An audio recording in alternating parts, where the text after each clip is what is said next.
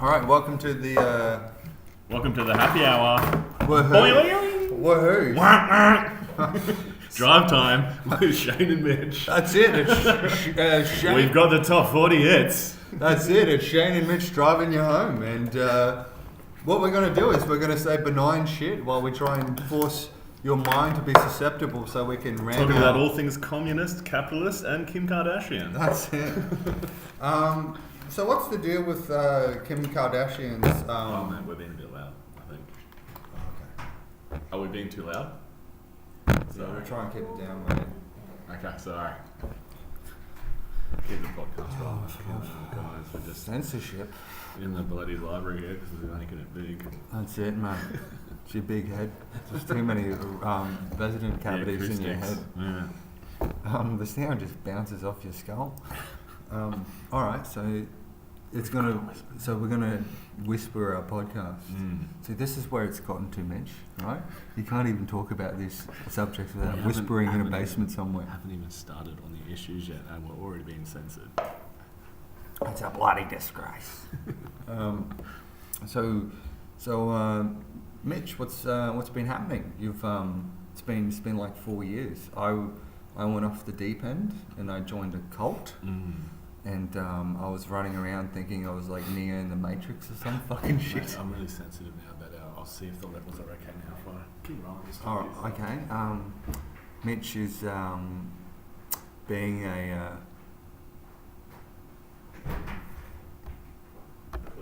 Mitch was being a... despite what some people might categorise him, he was actually caring about other people's experiences. Typical asshole. Typical chauvinistic motherfucker. Yeah, so tell us about your journey. So we've sort of,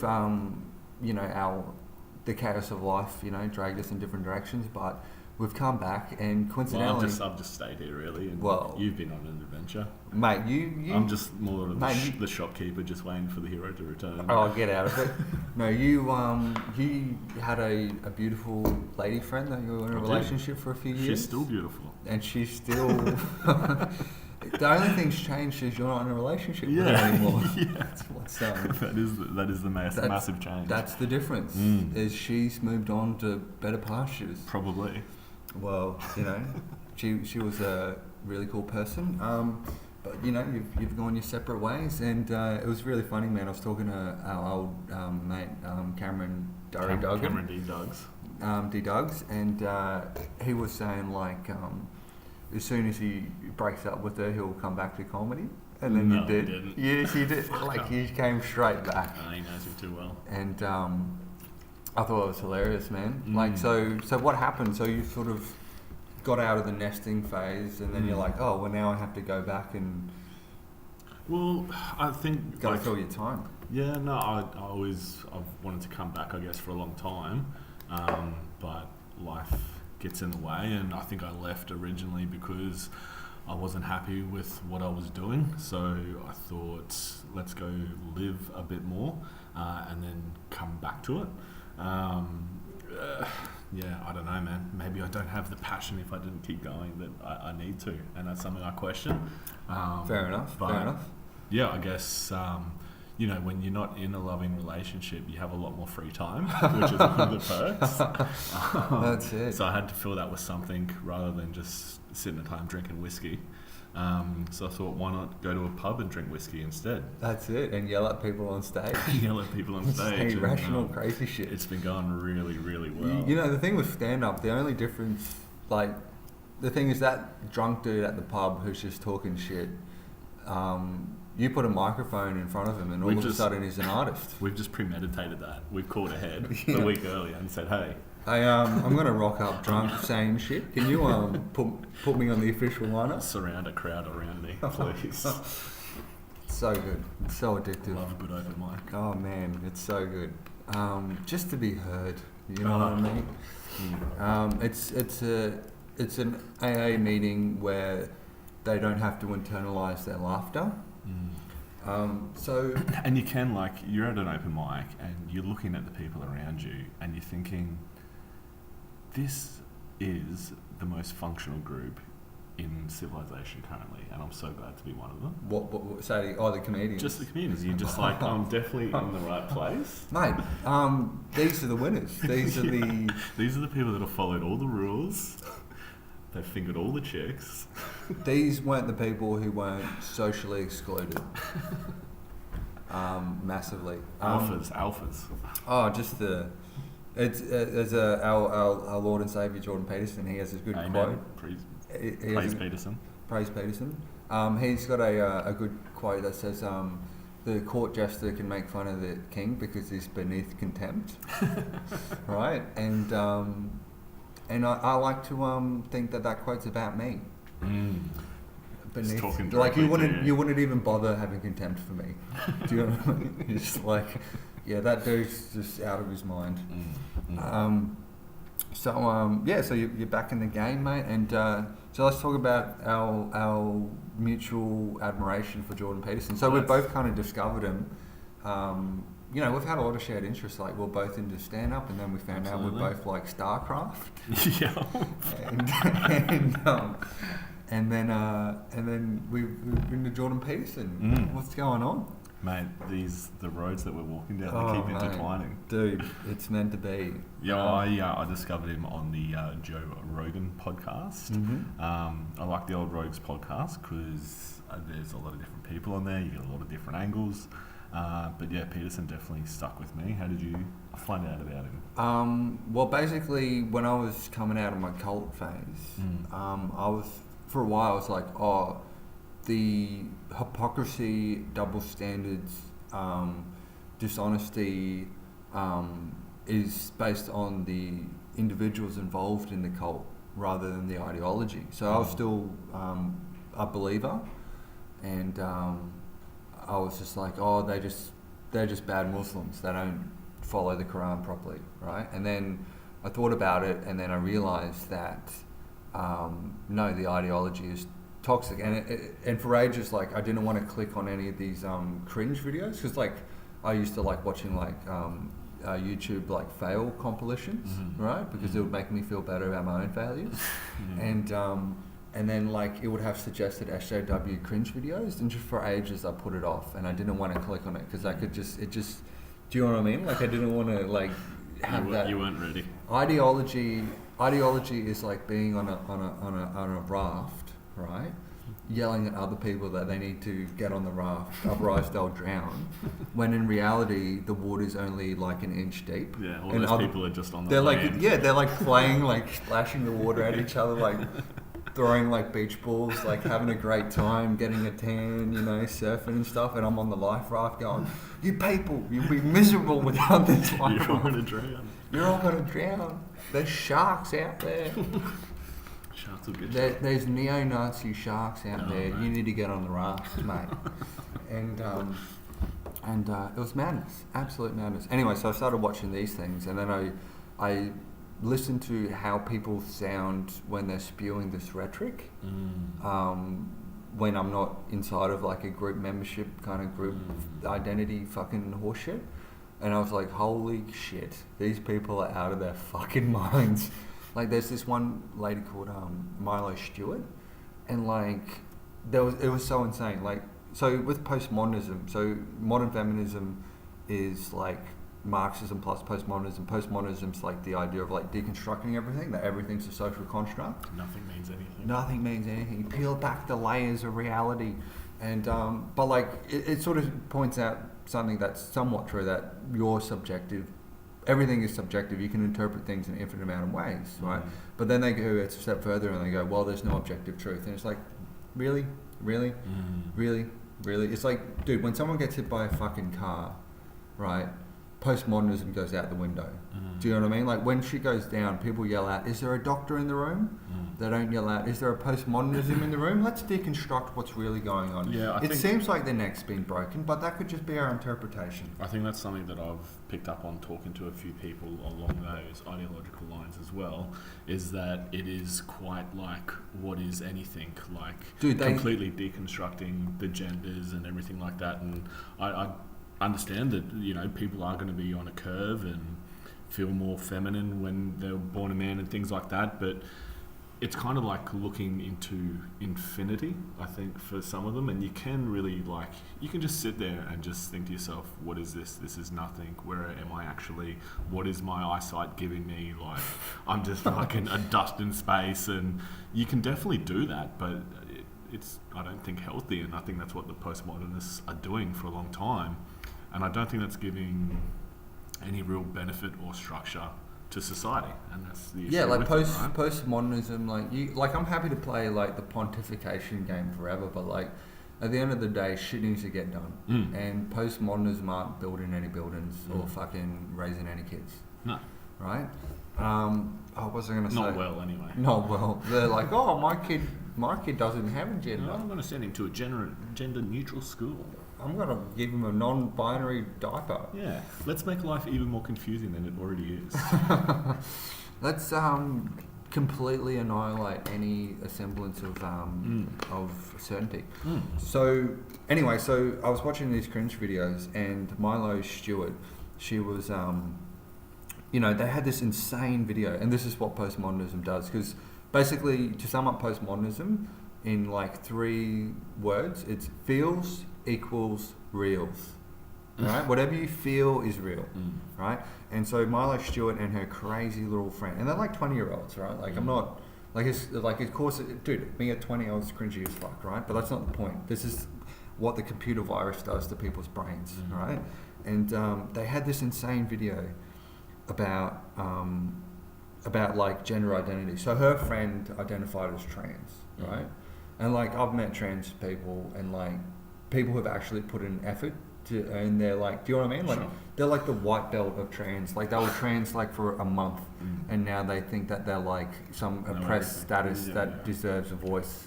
And it's like, dude, you found a way to cheat having to earn respect and try and demand it through some oppression status, you fucking idiot. Right? Like, my actual trans friends aren't like that, right? Like, they're not there for like brownie points. Anyway, so there was this video where her and her friend were talking about gender identity, and so her friend, who identified as a man, was wearing a dress, right? And the point of the video was to say that anyone who thinks just because she looks like a woman wearing a dress doesn't mean she's not a man. Like, it was so insane. And then this other person, Milo, who was sort of the anchor, and that was her YouTube channel. She just goes, my gender identity is 50% female, 50% other. What is other? And then, like, so watching that cringe video, that's when like the final piece of the Jenga tower had been pulled out and it just crumbled. I was just like, there's something really poisonous about this. And that's the thing, like, because people can see that and just be like, hey, what's the matter with that? People can do whatever they want to do, which is great, and that's nice. Like, that's a perfectly nice thing to say. People should be able to do whatever they want to do, whatever. But then there is that, like, forcing other people to play your game. And how much are we getting pushed into, playing this game? Yeah, it's insane. It's like, imagine if I go up to you and I'm like, oh, Mitch, do you want to play handball? And you're like, no thanks, I don't want to play handball. And I was like, you fucking bigoted piece of shit. You need to play handball. What do you have against green tennis balls? Yeah, why do you hate tennis balls so much? Why do you hate anyone who wants to play handball? You fucking bigoted cunt. So, have you seen Ari Shafir's new special? No. He's got this great bit about how his like gay friend asked him if he wanted a blowjob, and he said no. And then his gay mate's like, what are you, like, a homophobic? Like, you enjoy getting blowjobs? What's wrong with getting one from a man? Anyway, continue. That's hilarious. Man, I love these insane logical... Anyway, and that's how I eventually got onto Jordan Peterson, because I was watching him debate these people, and I was just like... You were one of them, and then you came straight up against the Grandmaster Wizard. Oh, dude, I was just like... It was like everything he talked about in all of his videos related so much to my personal experience and my life that I was just like, dude, is this guy watching me? Like, has he been following me around, like making notes about my life? And like, it was like listening, it was like being in the Truman Show and then all of a sudden you get to like listen to the director's commentary. It was so amazing. I think for anyone that's like uninitiated to him as well, is that you notice pretty quickly that what he's saying isn't necessarily nice, but seems to me logically like truth. Yeah, and like so for those who don't know, Jordan Peterson is a psychology professor who has for years and years tried to analyse, like he's also a clinician, not just a lecturer, so it's not just like pontificating, he's actually dealing with people's real life problems. And so he's been doing that for like 30 or 40 years or something, and then he was trying to answer the question, how do you get people ending up operating as concentration camp guards? Like how do you do that? Like, because a lot of people when they look at like World War II, they're like, oh, Hitler was evil man, evil, and Jordan Peterson. And he just snapped his fingers and all the Nazis were created. Yeah, that's it. Like they just all these good-natured people were just we had Jews, man. Oh no. Yeah, like you know what I mean. And so Jordan Peterson kind of talks about how it was you can't just pinpoint it on one person, and that the whole society became corrupt from the top all the way down to the bottom. And the same with the Soviet Union, you know. And like it was amazing. Like there was this one video I watched of Jordan Peterson where he was talking about this like history lesson for young radicals, and it's a YouTube you can look up, and he was talking about the gulags and what it was like. And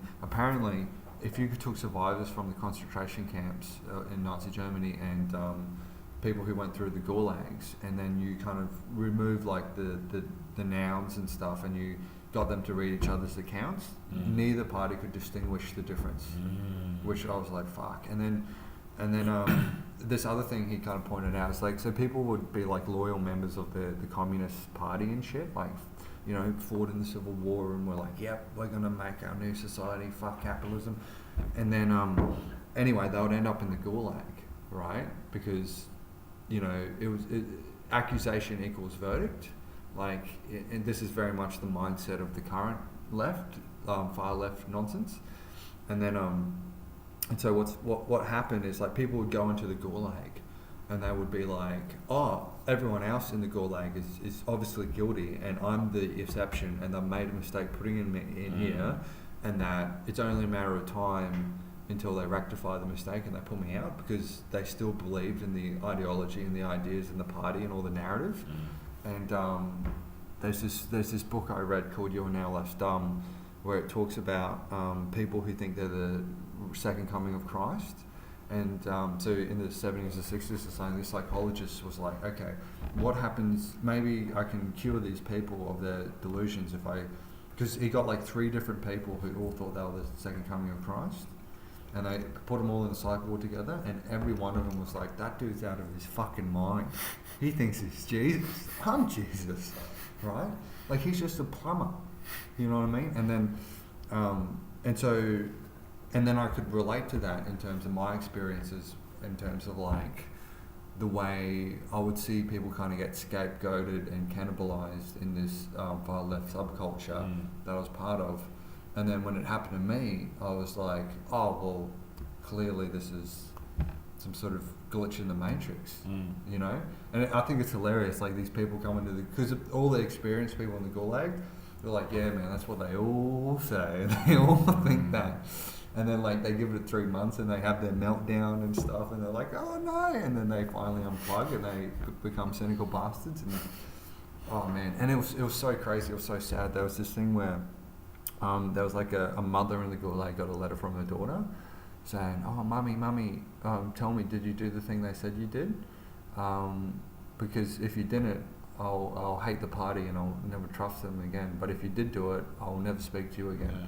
And then she made the decision to tell her that she did do it because it was better for her daughter's sake to believe in the party than, and that is the seed of this, what you were talking about earlier. Can you talk us about, without, you know, obviously naming names, about... Aren't humans just cheerful creatures? Oh, mate. Oh, dude, the group... Talk about what? So, without naming names, can you tell us about like the kind of social media? Adolf Hitler. Tell us about the social media fuckery that you've encountered. All right, so mate, burgers, hot topic. Look, I am of the opinion that God, even talking about it now after yesterday, it's just like, tread lightly. You got to navigate the line between chaos and order, mate. It was old Pauline Pants Down. This is the day after she decided to wear the burqa into Parliament, and obviously everyone... Just an attention lunatic. Yeah. I mean, it was obviously a stupid thing to do. And then, the social media warriors come out and decry it and blah, blah, blah, you're an idiot, which is, lovely, great. Which is changing the world, by the way. Yeah, absolutely. And I merely pointed out that it can be used as oppressive attire. It has been, continues to be throughout the world, and that just because someone's against, possibly it coming into Australia, it doesn't necessarily mean that they're a racist and a bigot, I don't believe. It can just mean that, hey, we've seen what this can be used as around the world. Maybe we should be a bit cautious. And obviously, I am then turned straight into a bigot, a racist, probably a homophobe as well.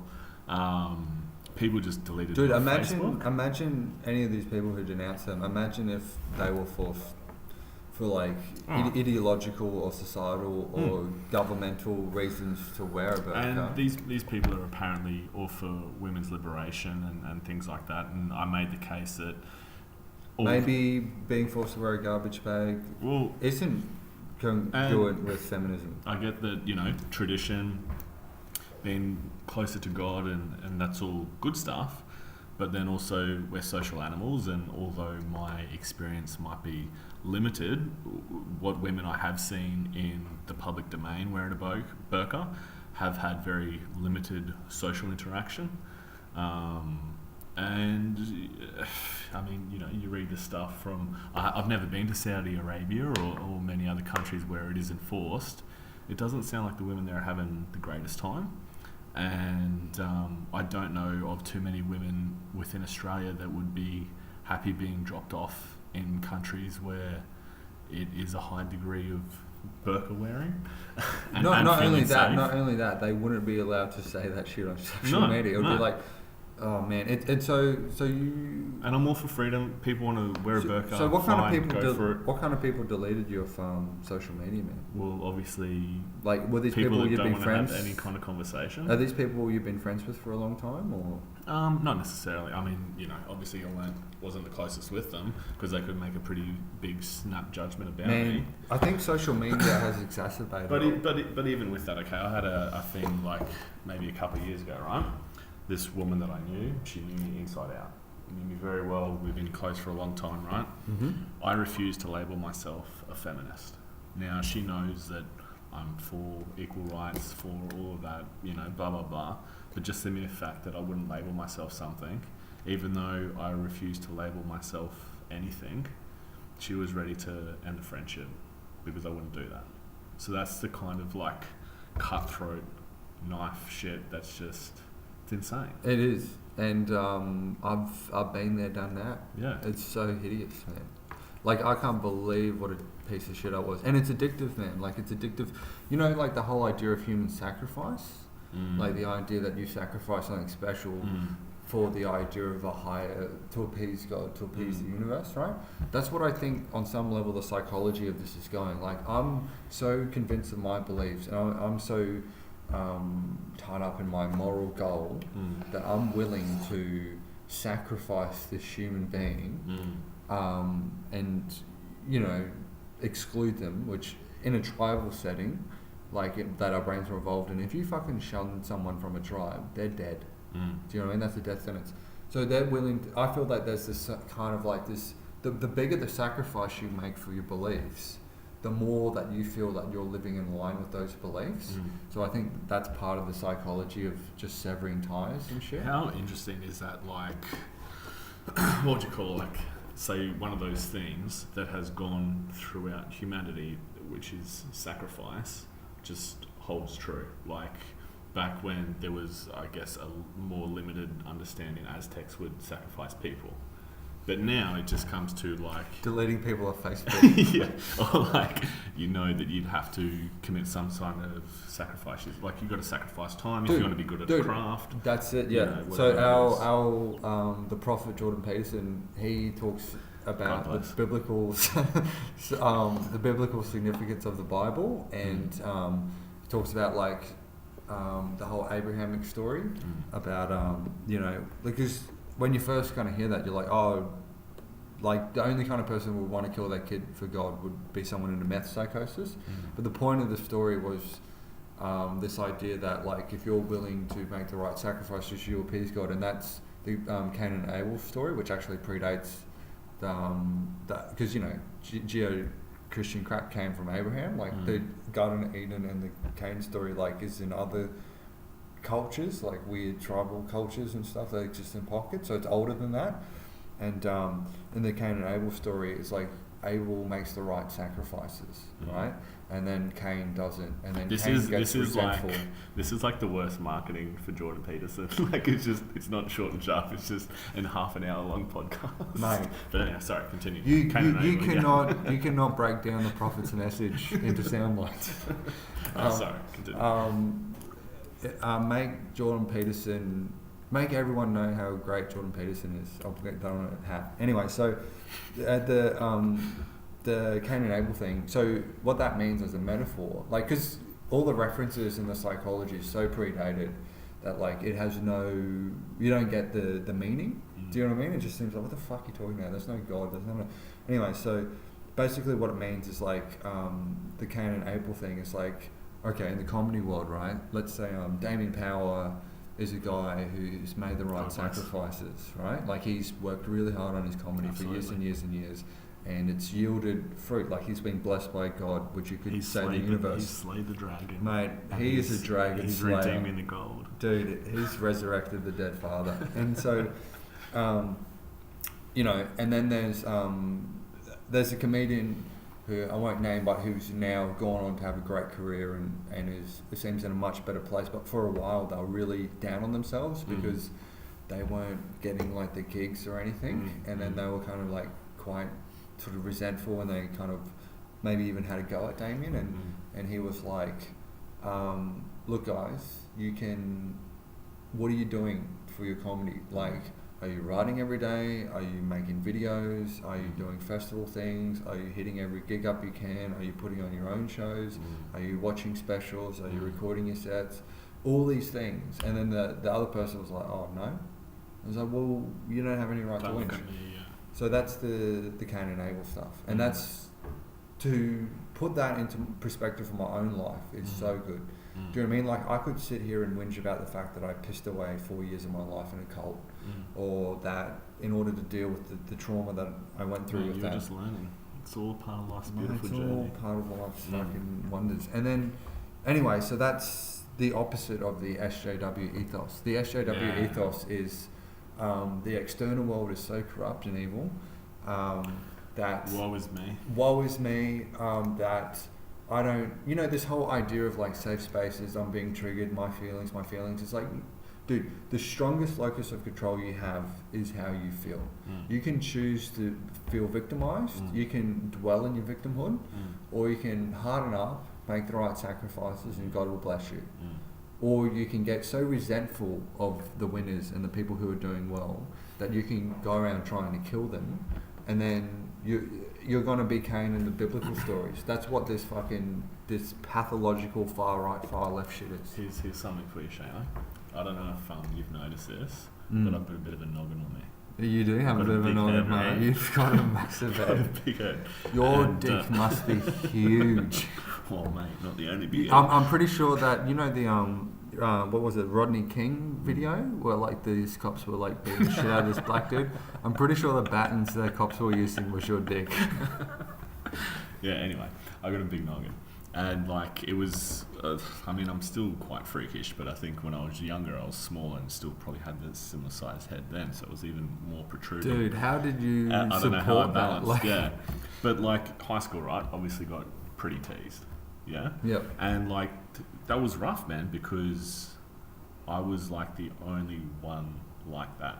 Like there was no minority group I could turn to and be like, hey, let's bind together. You couldn't fall back on the big head community. Freak. Right. I was a freak, and it was like, this is fucked. Life is unfair. Like I just want to be like everyone else. Rah, rah, rah. But and I felt like shit. Like as all people that get bullied do, right? But that's not such a big deal now because I'm not constantly bringing it up on a day-to-day basis. Like I'm just going about living, where it's still there, but I'm not like getting bullied all the time, so it's not constantly in my mind, and I'm just I guess my point there is like the feminists that are constantly like we're oppressed. Well, how are you going to think any other way, even if you're not? Dude, the victim narrative is so fucking dangerous and disempowering, right? So there's this comedian, Greg Sullivan, who's a bit of a mentor of mine, right? Great man. Great man. God bless. And then he was Peterson, bless yourself. My Peterson, bless Greg Sullivan. And then so Greg was telling me, I was going through a lot of issues, coming out of the cult, and I was so confused. And then, Greg was, nice enough to kind of talk to me about a lot of these things. And then Greg was saying how, because Greg had a really tough childhood, like he was like as abused as you could be by your parents, sort of thing, right? Particularly his father, and so after 10 years of going to his psychologist was like, Greg, you need to get over your victim. You need to stop thinking of yourself as a victim. And then he got really offended because he was like, I am a victim. How fucking dare you? But later on, he realised that his victimhood narrative was stopping him being responsible. Yeah. Because he's got to be a dad, he's got to provide for his kids, he's got to do all this stuff. And he said that because of his victim narrative, it was actually causing him to let down his other responsibilities in his life. And when you said that dwelling on your own victimhood, you don't take on the lessons you need to be able to make the right sacrifices to appease God, so to speak. So I'll give you an example. This is why I think feminism is anti-women and is disempowering women. This modern intersectional Marxist postmodernism feminism, which has nothing to do with historical movements, right? And then like Amelia Earhart, that first chick who was flying planes, going, look, chicks can do anything, right? She had respect for men. She was like, oh, it's awesome that there's cool pilots here. Do you know what I mean? Like she didn't have this victim perpetrator dichotomy shit. And anyway, so there was this comedian who came up from Melbourne, and I was like, oh, it's good to see you. And she was like, yeah, it's good to see you too, and blah blah blah. So how'd you go at the paddo? And she was like, oh, they didn't want to hear me speak. I hate the paddo. They don't want to hear a woman talk. And then it's like, well, the other week there was this other comedian who, when she started comedy, her accent was like a fucking call center operator, and now she at least on the Thursday she did better than me, and then on the Friday and Saturday it was anyone's game, and I was like, holy fucking shit, she's gotten so fucking good. Every line was just crushing, right? And it was inspiring, and a little part of me was hurt because I was like, fuck man, I gotta lift my game, and this narrative that they don't want to hear a woman, it's like, no, they don't want to hear you because you suck. What I would love to see as a feminist article? I'd love to see a headline that says, woman is where she is in her career because she sucks at her job, not because of discrimination. Yeah. Do you know what I mean? And when you interpret everything through your victimhood lens, you don't do any self modification required. So when you go around telling people that they're a victim all the time, you're actually selling people. And this is why it's appealing. I think it's why it's so popular. Is because people believe in stupid religions because. A lot of reasons. They get instant community, right? Pat on the back. It's what you get in, whether you're far right or far left. You also get to believe that you're going to live forever in an afterlife, and whoop-de-doo, right? Who doesn't want to sit there playing ping pong with Jesus forever, right? And it's all going to be okay because you're going to be in heaven, right? So that's the clickbait for why people open up that file in their biological computer to download the virus, right? And the reason they download the virus of this Marxism wearing mascara is because everyone wants to avoid responsibility. Because it sucks. Every time I fucked up. That's like the one bad thing about being a white dude is that I don't have any excuses when I fail at a job interview. So absolutely. Oh, they're sexist. Yeah. Oh, they know what I mean. It's just because I suck. Well, actually, I think the far right is that for this identity politics is fueling victimhood. Like, because the far right have a victimhood narrative too, and that's why Absolutely. it's appealing. Is because they get to abdicate their responsibility. Go, oh, it's the Jews. It's like, fuck off, dickhead. Yeah. You know, and well, like on that, like I think that the people that are terrorists in the Middle East, like we have those same dickheads here. It's just that our society has funneled them into different areas. So like that's the same type of person that would be a terrorist in the Middle East is the person that's like punching a hole in the wall when their footy team loses. And like the type of person that will glass you if you don't say Darren Lockyer is a god. Like pretty much they're just that's their bogans. But exactly. But I'll tell you something. Middle East bogans. I'll tell you something that's interesting, right? So when I was like in this awful prism of this fucking virus infected my brain, right?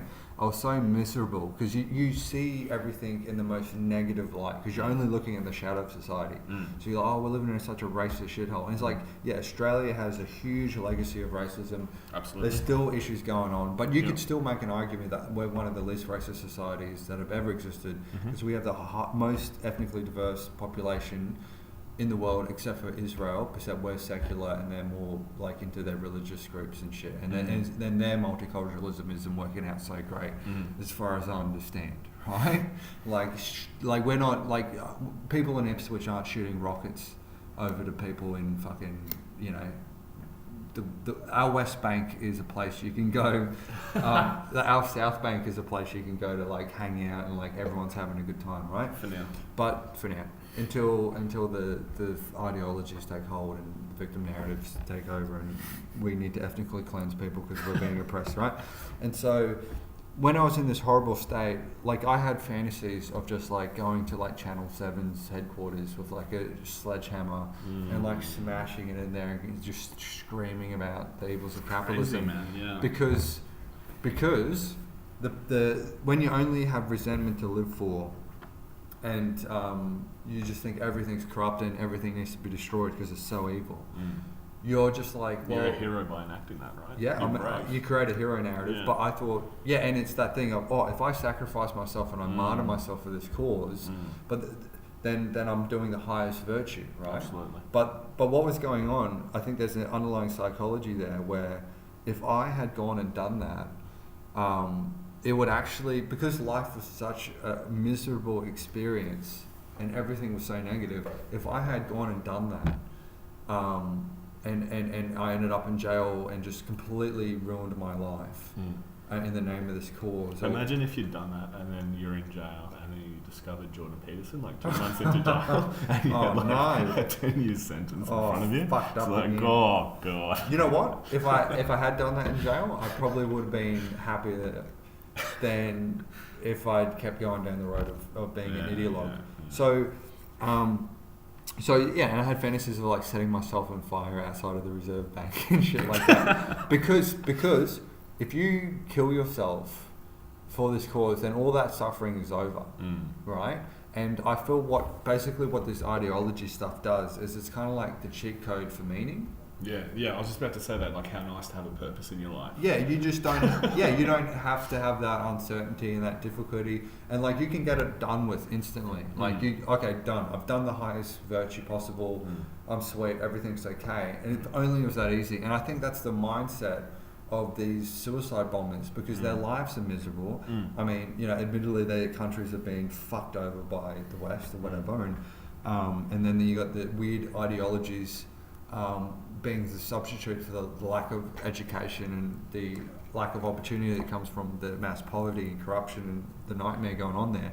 That, if you can just blow yourself up, great, you get to end the pain, you get to feel like you're making the the most highest moral virtue possible. You get 72 virgins. You get 72 virgins. You've got to think that would get a bit tiring after the second or third one. Hey, like you can only say so many times "I love you." You're the only one. You can only afford so many flowers. That's it. That's it. Oh, the effort and just the nagging you would have to put up with. It sounds like hell. But you told me I was the only one. Oh, it's like, oh man. That's really hacky, eh? It's a little bit hacky, but you know, you got to have high standards. You got to have high standards. You got to reinvent the wheel sometime. You got to reinvent the wheel sometime. It's like you put a triangle into the triangle block, and I'm like, good job, Mitchy. You're very clever boy. Yeah, like that's how crazy it is, and so like, and that's the thing. It's like Cole Young has this great quote, which is getting in there. He had this quote saying that Shayne's just rifling through his notebook to find this quote. People. Actually, I'm looking at my tattoo. It's my new tattoo. It's on my ass cheek. Right below the Southern Cross. Right next to the Southern Cross and the swastika tattoo, and the Star of David, because I don't discriminate. Anyway, what was I on about? Yeah. So he said people judge because it's easier than thinking. So when people can just like, do you know what I mean? If the people can just have a binary thought and go, anyone who like thinks that maybe it's worth questioning the burqa thing, and like, I'm not saying I know the answers, or I don't even really give a fuck, right? And that's the thing. It's like, the more I've learned from Jordan Peterson, the more I've realized I don't have my own shit together. Like, there's a great quote in the Bible, that dead archaic piece of useless knowledge that has been the foundation for Western civilization. Apparently it's like a quote that says it's easier to rule the city than it is to rule yourself. And like, he makes the point about like how like, you know, those New Year's resolutions where it's like, oh, I'm going to the gym, I'm going to quit cities, and everyone like goes, oh, well done, Sharon, you for you. And then like a week later he's like, oh, Sharon, how's the gym going? It's like, oh, I don't want to talk about it. You know what I mean? Like, and it's like that with but like when you just on that, this is a fucking really rough idea, so I'm going to try and, because it could be quite like offensive. Like, people going to the gym, right? That's bettering themselves. They're going to live a longer life. They're going to be healthier. Fuck those and people. It's so fucking hard to do that, right? Yes. Why is there never the train of like conversation of saying like how good it was that societies became out of slavery? What do you mean? Because they had to work? Because that's going to the gym. That's doing something better for somebody else. That, like, you know what I mean? Like, to come out of that consciousness where like slavery's fine, and you're now improving somebody else's life, and you have to do that work now. Hang on, wait. I'm trying to understand what you're saying. Like, I'm saying it's really hard for someone to do something to better their own life. How hard would it be, or how? Oh, you mean so when you come out of slavery to like self-regulate? How big of a leap is it for someone to like improve someone else's life in that regard? Right. Like the people that have switched from like, hey, it's okay to have slaves, to like, no, it's not actually, which is absolutely the correct thing, but like to make that leap. Well, I mean, yeah, I probably need to develop that more. Yeah, I mean, I think it's interesting. Like, I don't know. I think there's it's just people. It can be so hard to improve your own life. Well, that's why. But it's also a miracle when someone improves someone else's life. Right. Well, that's what Jordan Peterson. No one talks about the good shit, Shayne. No one talks about the positive stuff of society. That's it. It's all bad. But that's the thing about the whole Jordan Peterson thing, is he says that like some of the shit he says is like punchlines, man. He was saying, because he gets a lot of counter protesters where you get these fucking idiots going there going, he's a Nazi. It's like, no, he's lectured on Nazis for 30 years. You fucking dumb cunt, right? And like, he's done more to fight fascism than like when you were just like a fucking concept. like before you were even conceived, like he was there. He was like, out there reading about the Gulag. And he was reading the Gulag Archipelago and like taking on like fascism, right? And Demon Slayer from way back. Like he was in the underworld fighting the. He's only just surfaced. Like he was fighting like Dagamoth, the Dark, right? Back when you were fucking playing Pokemon cards. Sucking on your mama's titties. Sucking on your mummy's titties. Oh, sorry. Is that offensive to suggest that women have titties? Oh, sorry. Am I doing the wrong thing? I gotta check my cis privilege. Because I wish I could give birth. Like, what a great injustice that males can't. You are being discriminated against. Mate, you know, I would never. Gender's a social construct unless you're a white man.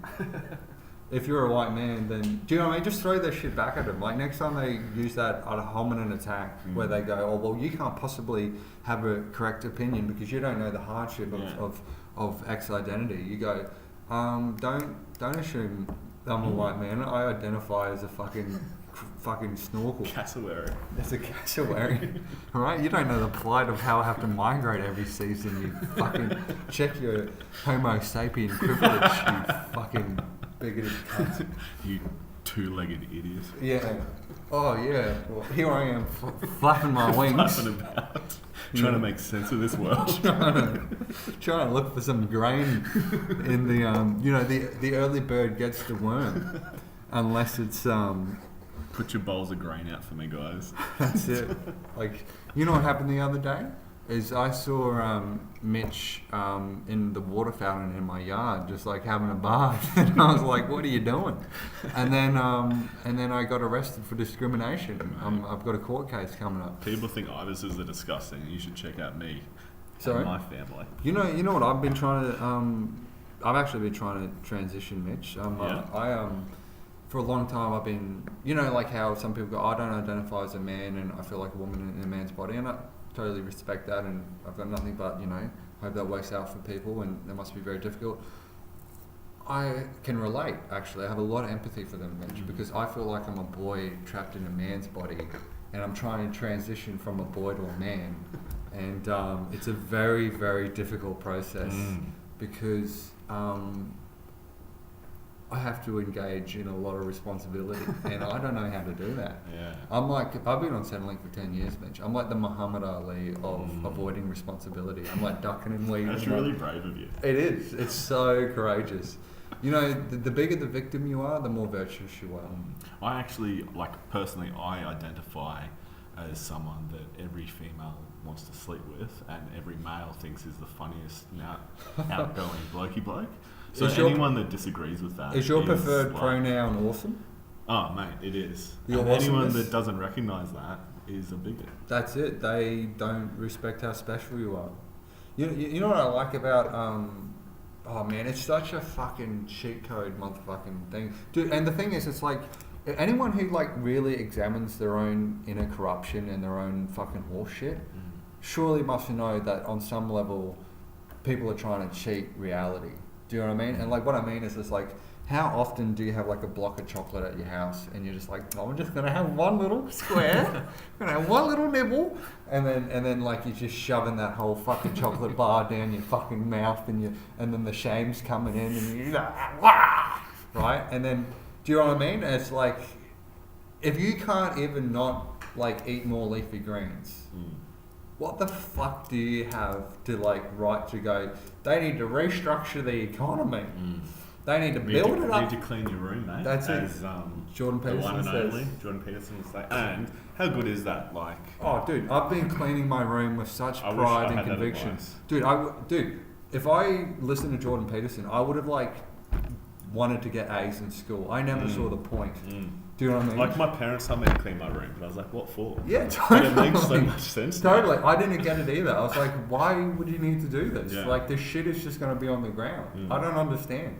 But now it's no, if you get... Yeah, if you can't keep your room clean, what do you know about the world economy clean? It's there's a kind of a joke Jordan Peterson said that I thought was really funny, and it's so fucking true.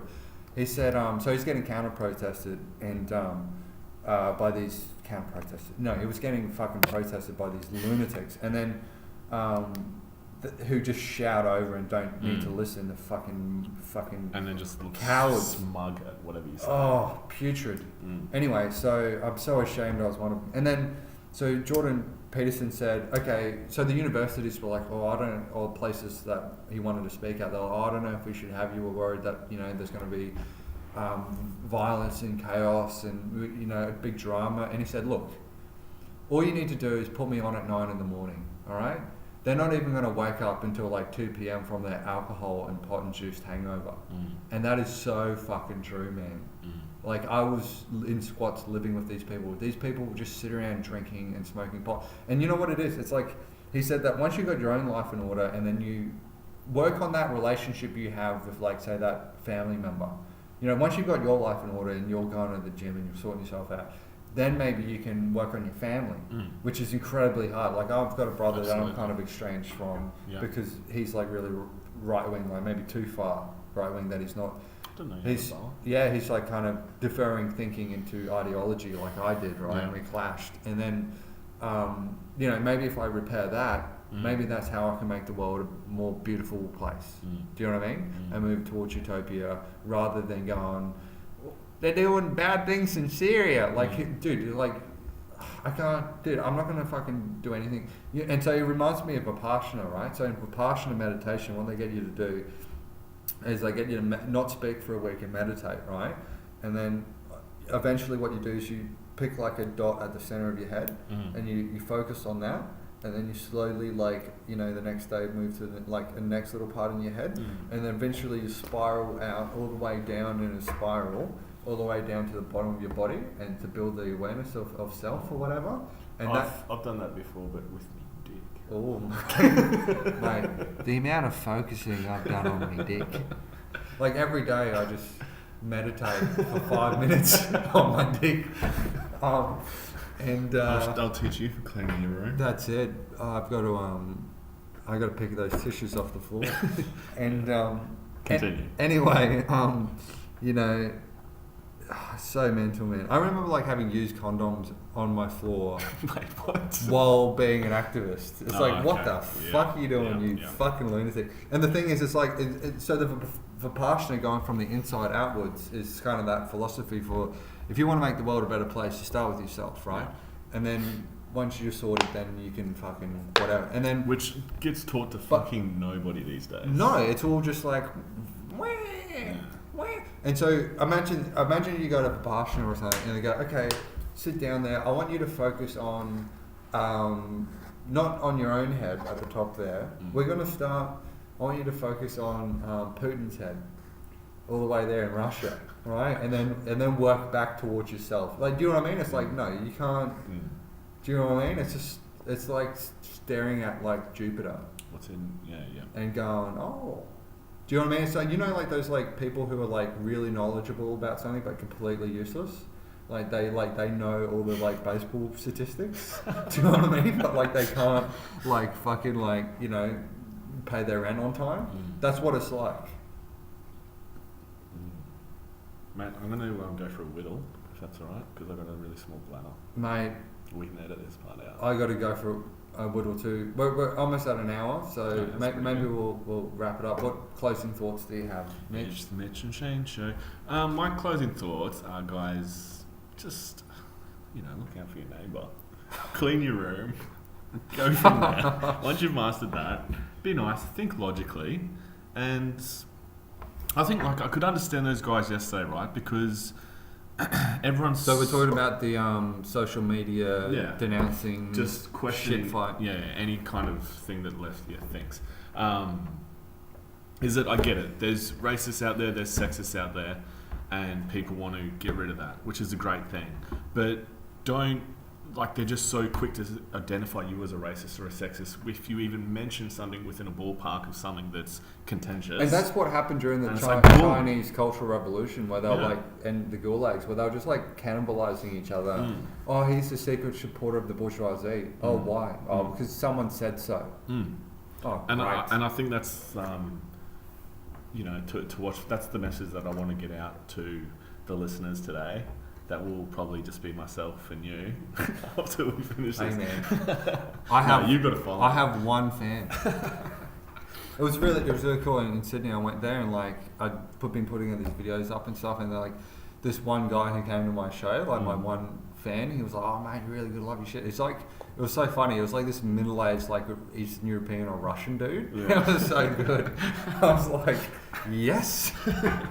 What's your final thoughts, Shayne? Did I finish that? I don't know. My final thoughts is that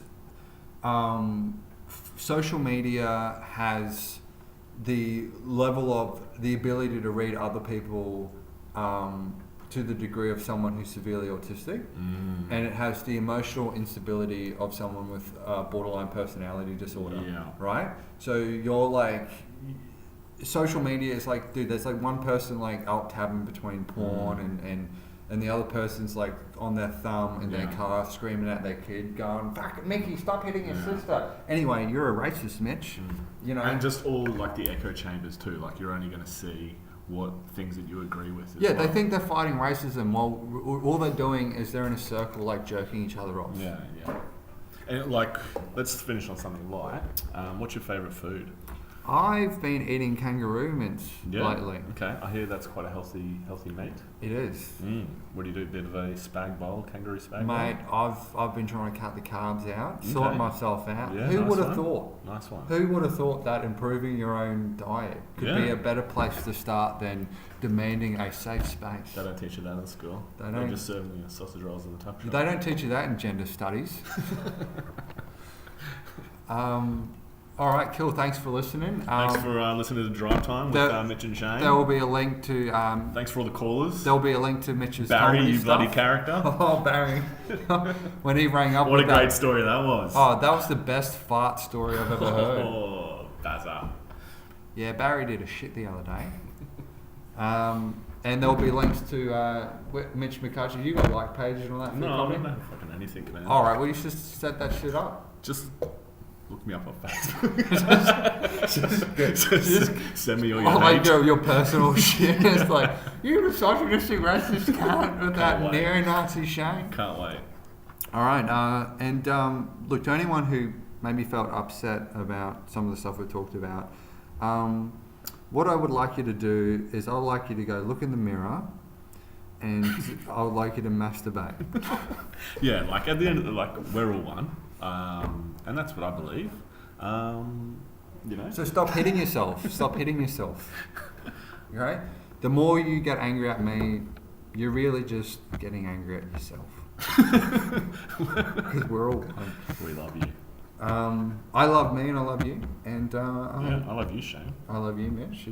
We're all individuals, guys. We're all just people that are beautiful. It's the ideas that you need to talk about. No, we're not individuals. We are homogenous groups of white male. No, that's right. And we have no individualized I'm experience. an oppressor. I remember all those times I oppressed people. Oh, dude, I think we're oppressing people right now. Dude, do you know how many people I oppress on a daily basis? I do it all the time. I love it.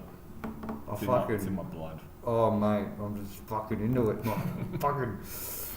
All right, cool. Thanks for listening. We'll see you in hell. See you later, fascist. Fashion.